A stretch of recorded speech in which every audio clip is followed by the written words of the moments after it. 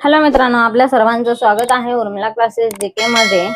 आपण ऋग्वेद म्हणजे काय, ऋग्वेद म्हणजे काय, आर्य कोण होते, सप्तसिंधू प्रदेश म्हणजे काय, आर्य भारतात कशासाठी आले होते, आर्य भारतात कुठून ते कुठपर्यंत पसरलेले होते, आर्यांची भाषा कोणती होती, ऋग्वेदातील वर्ण व्यवस्था म्हणजे काय, ऋग्वेदातील 4 संस्था कोणती होती, इसवी सन पूर्व 1000 ते 1500 या कालखंडात वैदिक संस्कृती निर्माण झाली होती। ऋग्वेदातील स्त्रियांची स्थिती कशी होती हे पाहिले आहे आपण। म्हणजे पूर्णपणे म्हणजे ऋग्वेद म्हणजे काय ह्याबद्दल आपण स्टेप बाय स्टेप आपण ह्या आधीच्या व्हिडिओमध्ये प्रत्येक गोष्ट बद्दल आपण माहिती दिलेली आहे। ते जर आपण पाहिले नसेल तर प्लीज ते व्हिडिओ पहा। म्हणजे ऋग्वेद म्हणजे काय तुम्हाला सर्व माहिती त्याबद्दलची ऋग्वेदाबद्दलची सर्व माहिती तुम्हाला मिळून जाईल। आज आपण पाहणार आहोत ऋग्वेदातील आर्थिक जीवन कशा प्रकारचे होते, म्हणजे ऋग्वेदातील लोक समाज कशा प्रकारे होते आणि त्यांची आर्थिक स्थिती कशा प्रकारे होती, त्यांचा व्यवसाय काय होता, त्यांनी कोणते व्यवसाय करून आपला उदरनिर्वाह करत होते, हे आज आपण पाहणार आहोत या लेक्चर मध्ये। वैदिक कालीन जीवन ग्रामीण अस्थायी टोळी व पशुपालनावर आधारित होते।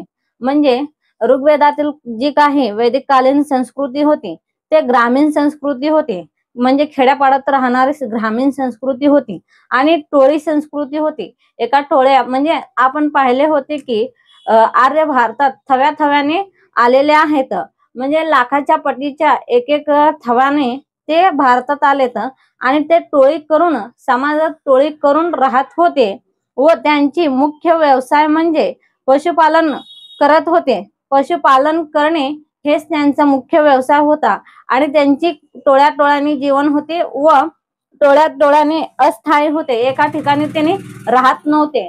आज या ठिकाणी कुर्णांसाठी गायीच्या कुर्णांसाठी थांबले तर उद्या ते कुर्ण संपले तर दुसऱ्या ठिकाणी जाऊन राहणे याला अस्थायी जीवन पद्धती असे म्हणतात।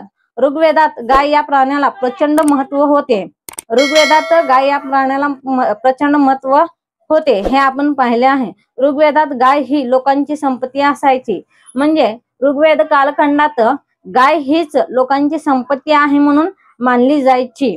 मुख्य व्यवसाय म्हणजे हे पशुपालन आणि मुख्य संपत्ती म्हणजे गाय हेच त्यांची संपत्ती होती।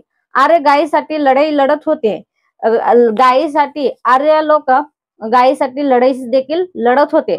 ऋग्वेदात युद्धासाठी वापरले जाणारे शब्द म्हणजे गविशन, गोशु, गव्य, गेसू हे शब्द आहेत। मुलीसाठी दुहित्री म्हणजे दूध दोनारी हा शब्द आलाय। दूध दोनारी दुहित्री म्हणजे मुलींसाठी दुहित्री हा शब्द वापरत होते। दूध दोनारी म्हणजे गायीचे जे दूध काढणारे आहे त्याला दूध दोनारी असे म्हटलेले आहे। राजाला गोपती तर श्रीमंत व्यक्तीला गोमाता म्हणत होते। गायी चोरणाऱ्या व्यक्तीला पणी हा शब्द आलाय, म्हणजे त्या कालखंडात जे लोक गायी चोरत होते त्या लोकांना पणी हा शब्द पणी म्हटले जात होते। गायीचा उल्लेख ऋग्वेदात 176 वेळा आलाय। शेतीला गौणस्थान होते, आर्य पशुपालनासाठीच देवाकडे प्रार्थना करत होते, म्हणजे शेतीला त्यावेळेस महत्व नव्हते, दुय्यम लेखत होते व गौणस्थान होते। मुख्य व्यवसाय म्हणजे पशुपालन आणि त्यांची गाय हेच आर्यांची संपत्ती होती, त्यासाठी शेती हा गौण होते। पशुपालनासाठी पशुधनासाठीच देवाकडे प्रार्थना करत होते। आज आपण देवाकडे कोणत्या ना कोणत्या गोष्टीसाठी आपण प्रार्थना करत होतो, त्याच प्रकारे त्या कालखंडात आर्य जे लोक होते ते फक्त पशुधनासाठी गायींच्या धनासाठी किंवा पशुधनासाठी प्रार्थना करत होते की माझ्याकडे एवढे गायी आहेत, एवढे गायी असायला पाहिजे, अशी त्यांची प्रार्थना त्यावेळेस त्या कालखंडात करत होते।